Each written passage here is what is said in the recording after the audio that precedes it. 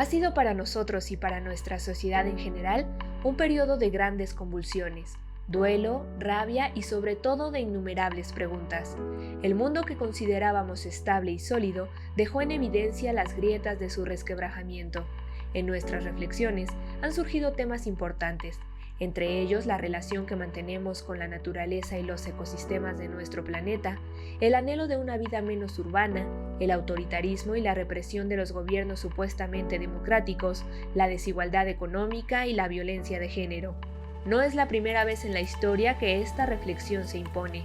Desde la antigüedad y en todas las geografías, siempre ha habido grupos disidentes del statu quo que o bien se retraen para establecerse en comunidades autónomas alejadas de todo aquello que repudian, o bien intentan denunciar de forma provocadora las incongruencias y los abusos de los regímenes en el poder.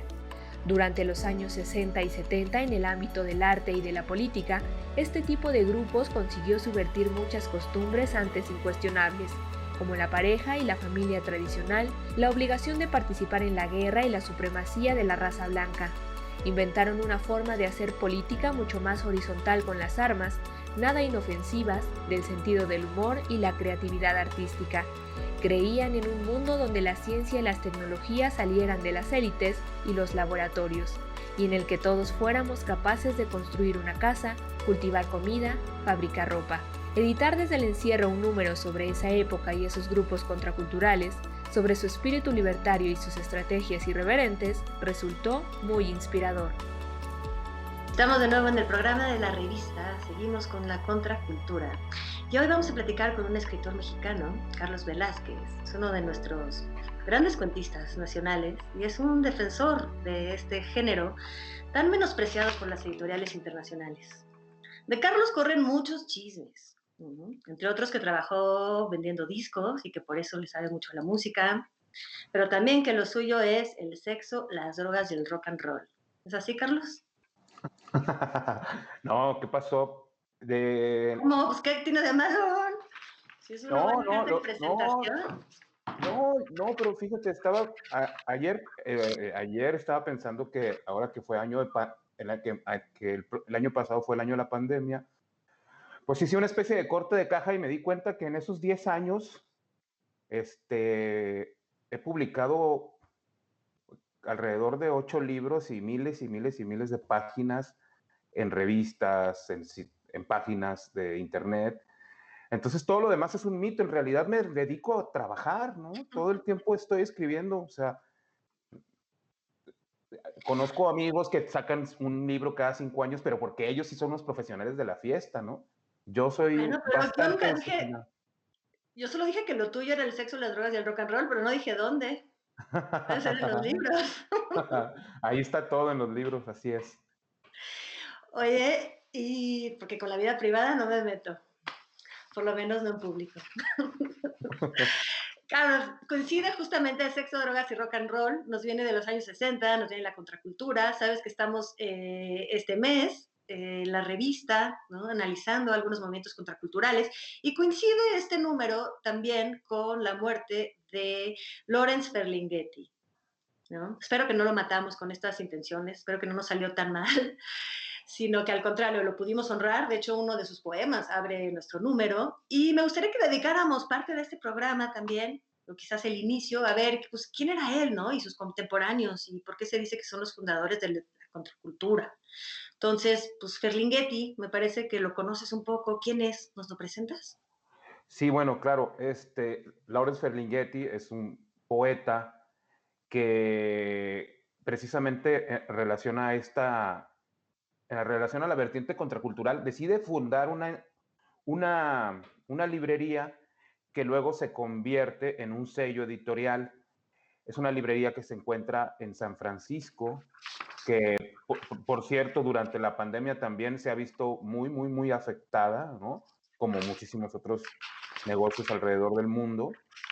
Y él tiene la audacia de publicar en su colección de Pocket Poets, una colección de unos libros muy pequeñitos, pero muy, muy bonitos, que están hechos con mucho amor. No es como un libro, una edición muy fastuosa, es un libro que está hecho con mucho amor, y él tuvo la audacia de publicar una obra que cambió radicalmente la poesía y la literatura mundial, ¿no? Que fue Aullido de Allen Ginsberg. Creo que desde Whitman y un poco Carlos Williams, no había un poeta, ¿no? Al menos en Estados Unidos, que reflejara de manera tan radical el espíritu de esta poesía, ¿no? El espíritu de una poesía que está sobre todo enraizada en la libertad, ¿no? Es una cosa bien contradictoria porque estamos hablando de los gringos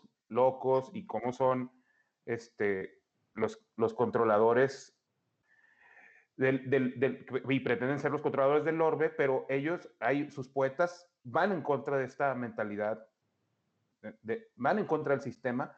Sale Aullido y pues evidentemente el libro es llevado a juicio por obscenidad, un juicio que luego termina por ganar el editor Ferlinghetti, y empieza así pues una era literaria que hasta todavía hace muy poco era muy menospreciada por la República de las Letras, ¿no? Y que me refiero por sobre todo a la generación Beat y a todos los poetas que partieron de ahí, ¿no? Porque hay varios grupos, no solamente fueron los Beats, que empezaron a manifestar mucho el espíritu contracultural, que empieza en los 50, ¿no? Recordemos que On the Road de Kerouac se tardó 10 años en poder ser publicada, pero todo esto llega y cristaliza en el Flower Power y en los 60, cuando ya se asienta la contracultura como una corriente, evidentemente separada del sistema, que a su vez, poco a poco, va adoptando y se va fortaleciendo con las ideas de todo lo que ocurre en los 60, ¿no? Por ejemplo, Allen Ginsberg, que se incrusta en el movimiento hippie, se incrusta en los movimientos subversivos, al grado de que en el 68, en Chicago, participa en la revuelta junto con Jean Genet y otros intelectuales de mucho peso, ¿no? Y Ferlinghetti continúa su labor paralelamente como editor y hace una colección que tiene unos grandes libros de poemas, unos grandes títulos, una colección que ahorita va por más o menos los 60 ejemplares, los 60 títulos, que fortalecieron y impulsaron esta poesía a nivel mundial. A nivel mundial, después publicó libros de Jack Kerouac. Tiene 2 libros de 2 poetas beats que se convirtieron en voces muy importantes y que son, bueno, una de ellas es Denise Levertov, que para mí tiene la altura de Bob Dylan. O sea, si ella hubiera cantado sus poemas, habría sido un Bob Dylan en mujer, ¿no? O sea, de ese tamaño es la poeta. Y la otra poeta es Diane di Prima. Y entonces todo esto entonces se hizo una gran comunidad alrededor de la librería, ¿no? Que empieza como un proyecto, pues tratando de publicar y sobre todo difundir la obra de libros, de banned books, ¿no? De libros que estaban como prohibidos. Antes del juicio de Aullido, el libro que había resonado más en relación a los juicios de obscenidad era Trópico de Cáncer. Que Trópico de Cáncer, recordemos que llegó a Estados Unidos de contrabando desde Francia. Y posteriormente a Aullido, el otro libro que también fue llevado a juicio por obscenidad pues fue el de Naked Lunch, ¿no? De Burroughs, pero gracias a que Ferlinghetti ganó este juicio de una manera muy valiente, gracias a ese antecedente, pues ya el juicio al que fue llevado el almuerzo desnudo ya no fue tan difícil de ganar, ¿no? Es decir, lo que Ferlinghetti hizo fue demostrar ante un jurado, ¿no? Pues que el arte, ¿no? La libertad que se puede ejercer ahí, que es un derecho que tenemos todos, ¿no? Del cual todos tenemos del cual todos tenemos que aprovecharnos, ¿no? Y del cual todos tenemos que disfrutar y gozar. Fíjate que, claro, lo del el almuerzo desnudo de Burroughs viene, por supuesto, después del Trópico de Cáncer, viene de Trópico de Cáncer, pues se imprime en Francia, pero en Francia también hubieron juicios anteriores, juicio a Sade, juicio a Las Flores del Mal, ¿no? Y me gusta mucho que rescates la figura del editor, porque finalmente un escritor, más antes de la era del Internet, pues no podía hacer absolutamente nada si no hubiera un editor que lo imprimiera y lo distribuyera. Entonces, que rescatar la figura de Ferlinghetti como quien hizo eso y asumió los juicios, pues definitivamente es muy relevante su papel, más allá de lo que hizo como, también como poeta, puesto que participó en el movimiento. Lo que te quería decir es, o sea, ok, mencioné las flores del mal, pues quiere decir esto que no es la primera vez que se va contra la moral de la época, ¿no? También lo hizo Miller, no es la primera vez que se pide libertad. O sea, quizás desde la Revolución Francesa, por lo menos en Occidente, desde la Ilustración, perdón, se supone que los intelectuales van en contra, ¿no?, del poder, en contra de la cultura dominante y bien pensante y muchas veces hipócrita. ¿Qué hace de esta contracultura algo entonces tan diferente? Porque de repente, oh, sí, ahora sí tenemos una contracultura, si en cierto modo, pues siempre se ha desde la literatura agarrado la contra. Bueno, ¿qué es lo que hace a esta contracultura tan particular? Y no es solo, no solo las manifestaciones artísticas en sí, sino que los sesentas son, dividieron la historia. Entonces, es justo en esta época tan convulsa, tan revulsiva, que se presenta este movimiento, que se presenta en la contracultura, que viene acompañada de una transformación del pensamiento en una explosión musical sin precedentes. Creo que ninguna década después de los 60 ha sido tan prolífica y tan rica en cuanto a, a movimientos musicales, y no hablo solamente del rock, ¿no? O sea, podemos voltear hacia Sudamérica y la canción de protesta es también otro estallido ideológico muy importante. Y aparte de todo eso, pues empezamos a conquistar, lo que pasa es que en los 60 empezamos a conquistar muchas libertades de las cuales antes no gozábamos, ¿no? Cosas que desafortunadamente en estos tiempos hemos ido perdiendo, ¿no? O sea, ahora estamos pasando como un retro, como una regresión a antes, a las décadas posteriores a los 60, ¿no? Por ejemplo, Sí. este, y por ejemplo, eso es lo que hace que el movimiento contracultural sea tan importante, pero como te decía yo hace rato, para que la literatura beat, por ejemplo, fuera como aceptada en ciertos círculos académicos o por la República las Letras, o sea, tuvieron que pasar muchísimo tiempo, y sin embargo había muchísimos lectores como yo y otra gente que admira mucho la obra de estos autores, que se dieron cuenta de manera puntual el tipo o el tamaño de escritores que eran estos sujetos, ¿no? Por ejemplo, Jack Kerouac, que al final murió como una estrella, al final obtuvo el reconocimiento que merecía, y que eso también lo destruyó, Sí, se dice pero que lo mató precisamente a llegar al reconocimiento.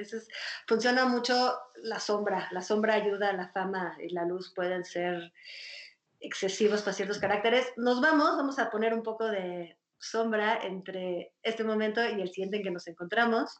Un corte, lo siento muchísimo, volvemos ahorita con Carlos Velázquez a seguir hablando de contracultura y beats.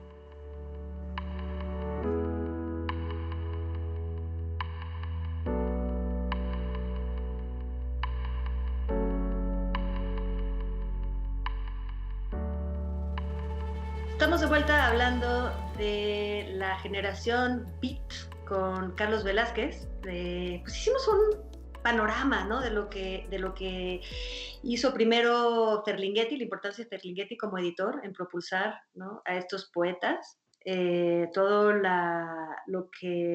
Cómo este grito de libertad trató de ser reprimido en los años 60. Bueno, en los años 60 digamos que por lo menos se abrió un poquito. Nos hablabas, Carlos, de la música, que también conoce una revolución sin precedentes. Tengo tendencia a pensar, o tenemos tendencia a colocar la contracultura en música un poco más tarde, en los años finales de los años 70 y 80 con el punk, ¿Cuál era la música de la contracultura de la época de los Beats? ¿Qué es lo que los acompañaba musicalmente? ¿Qué era esa contracultura en ese aspecto? Bueno, lo que los acompañó, incluso fue su gran inspiración, es el jazz y sobre todo el bebop, porque ellos, ellos están entre esas dos revoluciones, tanto de lo que pasa en la música, en el rock con la guitarra eléctrica y lo que pasa en el bebop. Ellos empiezan, cuando ellos eran pequeños, ¿no? Digamos que existía un jazz, pero era un jazz muy fresa y era un jazz predominantemente tocado por blancos. Y ese entonces, pero era una música que se habían apropiado de los negros. Es entonces cuando viene Charlie Parker y hace esta revolución, o sea, en el saxofón, lo, lo, lo que hace en el saxofón es, no había pasado jamás en la historia de la música, y entonces empiezan a ensalzar la figura del músico de jazz adicto y que lleva una vida muy, muy vertiginosa, como fue la del propio Parker, que terminó muerto a los 32 años, más o menos, sí, creo que sí, y que cuando fue el médico a reconocer el cadáver, pensaba que tenía 60 años, ¿no? Pero era esta manera tan rápida de vivir y de estar todo el tiempo tocando. Y esa fue el soundtrack de la era que acompañó a los Beats. Y se, y se, y se y se interesaron tanto en el jazz que lo convirtieron en parte de su proceso creativo. O sea, Kerouac tiene muchos poemas en los cuales trata de reproducir a muchas onomatopeyas y sonidos del jazz. Y, y Allen Ginsberg, pues de alguna manera, si leemos Aullido, vamos a poder identificar cierto timbre jazzístico en muchos de sus versos. Ya mencionamos, digo, mencionaste algunas mujeres, lo cual es heroico, porque pocas veces se mencionan las mujeres que participan en esta contracultura, por lo menos en sus inicios, en la época de Kerouac, Ginsberg y Burroughs. Aquí tenemos una triada y quisiera saber unas cosas. Primero, de estos tres, digamos, grandes nombres de la Beat, de la generación Beat, a ti personalmente, ¿cuál te habla más y por qué? Híjole, bueno, es Esa que es la primera pregunta, luego voy por la segunda. yo he tenido mis momentos con cada uno de ellos. O sea, por ejemplo, Aullido es un libro que releo constantemente. O sea, es un libro que me acompaña en mi vida, es mi libro de cabecera, es uno de mis libros de cabecera. Y sobre todo la última parte, nota a pie de página, que es un poema bastante bonito. Eh, pero digamos que es con quien menos tengo, de quien menos me siento cercano. Y luego, por otro lado, cuando yo tengo un libro que se llama La Biblia Vaquera, que ese libro nace de mi choque con la obra de Burroughs y de mi choque con la obra de Fernando del Paso, ¿no? Eso era lo que me había tenido obsesionado durante todos los primeros años 2000 y que fue lo que me hizo sentarme y hacer ese libro pues tan loco, ¿no? Porque es una cosa ahí que definitivamente yo estoy seguro que de alguna manera todo lo que yo vacié ahí, lo que vertí, lo estuve chupando, ¿no? De los libros de Burroughs, de los libros de La Máquina Blanda, de todos estos libros donde ya él utiliza la técnica del cut-up, que son unos libros quizás no tan sencillos de leer, ¿no? Pero que a mí me parece que son libros muy, muy visionarios, ¿no? De Burroughs viene casi todo. O sea, si hay un Blade Runner, pues es por Burroughs, aunque lo escribió K. Dick, ¿no?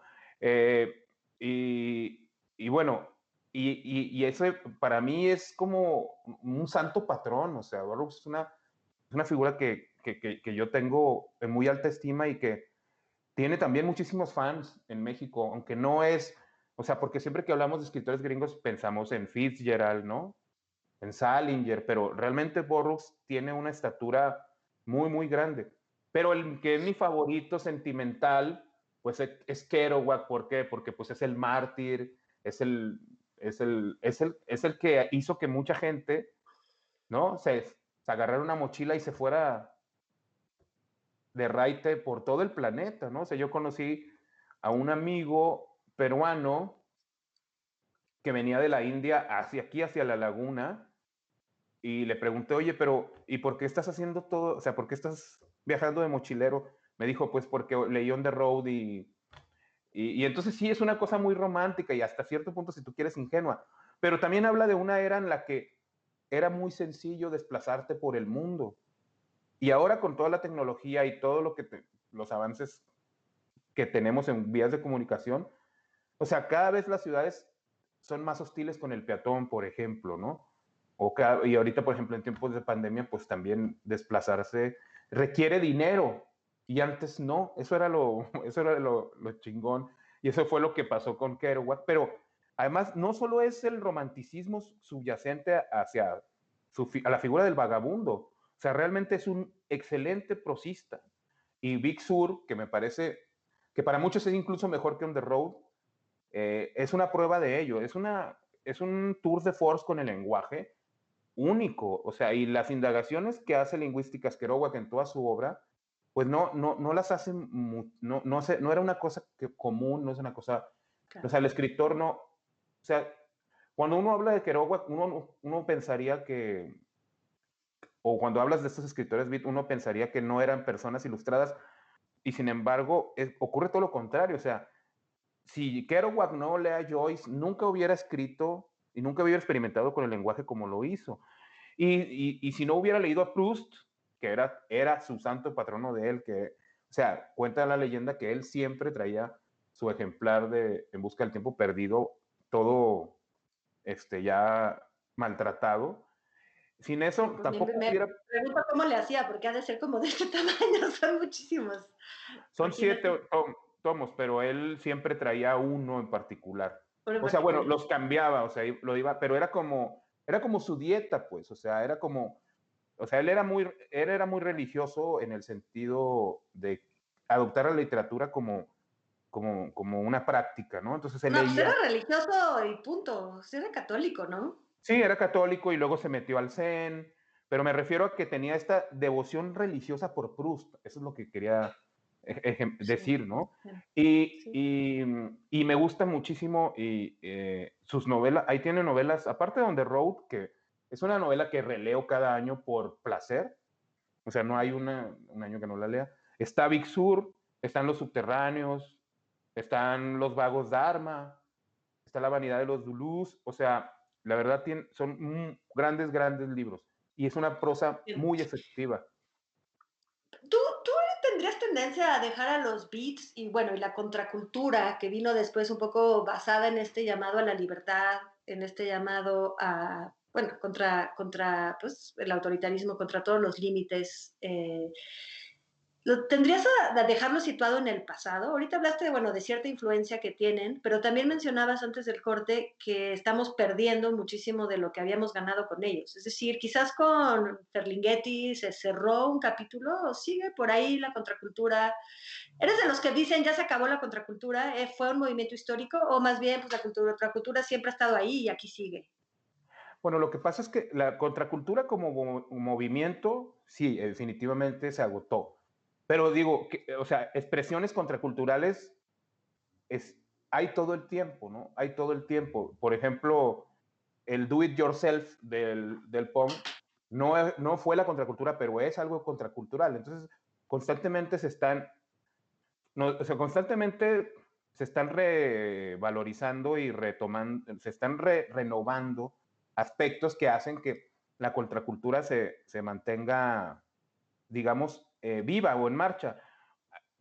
Hay un libro que hay un libro que leí hace mucho tiempo, me da risa porque ahora no leería nada, ni un tweet de ese sujeto, que se llama Todo es otro, a la búsqueda del lenguaje en tiempos, bueno, sé, no me acuerdo todo el título, pero es un libro de Heriberto Yepes que analiza la contracultura y pone ejemplos muy claros de cómo un producto puede ser contracultural en determinado espacio, por decir, Bukowski, ¿no? Y lo usa y lo pone como ejemplo. Bukowski en Estados Unidos, pues es un poeta y es una figura que el sistema ya adoptó. O sea, ya adoptó, ya, o sea, ya es mainstream, pues. Pero lo ubicas en otro lado y puede ser contracultural, puede despertar, eh, puede despertar otras sensibilidades que para cierto sector que no tiene acceso a lo que Bukowski plantea en su obra. Un ejemplo que sí, que sí es mío, que es muy claro, es lo que pasó con Frank Zappa, ¿no? Que Frank Zappa fue tomado como santo patrono de la revolución de Terciopelo. Entonces, cuando viene la separación cuando viene la independencia, pues, de los checos, pues él es llevado allá porque su música era contracultural en ese país y la música la oían de manera subterránea, subterfuge, porque el régimen no les permitía escuchar a Frank Zappa, porque lo consideraban un sedicioso y que ponía en peligro la ideología del sistema. Entonces, de alguna manera, la contracultura es algo que, digamos, no puede, es un hecho que no puede dejar de ocurrir. Entonces, pero sí, como movimiento, ese fue como... Y es que el sistema termina por apropiárselo todo. Todo, tarde o temprano el sistema se lo va a apropiar y esto es un hecho innegable y contra el cual nos podemos resistir, pero no vamos a... O sea, no va a dejar de ocurrir. Por ejemplo, hace poquito me topé con una página creo que es de Instagram, donde los artistas, ¿no? Se rentan por N cantidad de dólares, hay desde los 20 hasta los 200, para mandarte una felicitación de cumpleaños a ti, a tu mamá o a tu abuela, a quien sea. Entonces entro a ver en la sección de música y me topo a Mark y Ramón y digo, ¿qué está pasando? O sea, es el único de los Ramones que queda vivo. Y uno pensaría que una figura así no se iba a prestar a algo como tal, ¿no? Pero es evidente que la gente envejece muy mal, ¿no? Entonces, sí, pero te encuentras actores de Los Sopranos ahí, ofreciéndote la foto, la felicitación, el video por tantos dólares. Son videos, perdón, son videos. Y dices, cabrón, o sea, antes de esto, pues solamente los contrataban para películas de gángsters de bajo presupuesto. Y ese es como, de alguna manera, pues la imagen con la que uno se quiere quedar, ¿no? Con la imagen que uno quiere preservar de sus héroes, pero, pues no, evidentemente el sistema el sistema te absorbe. Sí. Pues sí, tenemos lo que se llama cooptación. Creo que somos especialistas aquí en México en absorbernos, quizás no en la parte cultural, sobre todo en la política, pero creo que esta palabra permite entender y resumir lo que estás diciendo. Se coopta al final a todo, mucho desde la disidencia. Carlos, no nos hagamos viejos. Vámonos ya a hacer cosas que nos rejuvenezcan. Viernes en la noche, dejemos que todo el mundo se vaya a dar un baño de juventud y nos vemos, ¿qué? Pronto, ¿o qué? Así es, sí, claro. Muchas gracias. No, gracias a ti.